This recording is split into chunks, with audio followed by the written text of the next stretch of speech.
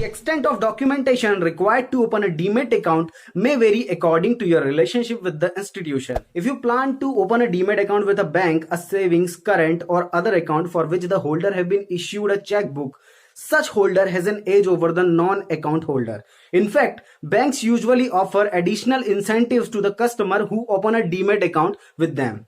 Along with the application form, your photographs with co-applicants and proof of identity, residence, date of birth have to be submitted. The DP also asks for a DP client agreement to be executed on non-judicial stamp paper. If I give you a broad list, number 1, a cancelled check, preferably MICR. Number 2, proof of identity. Number 3, proof of address. Number 4, proof of PAN card, which is mandatory. And the last, number 5, some recent photographs. For proof of identification and address, self-attested facsimile copies of PAN card, voter ID, passport, ration card, driving license, photo credit card, employee ID card, bank attestation, latest IT returns, latest electricity or landline phone bills are sufficient. While they only ask for photocopies of these documents, they will need originals for verification.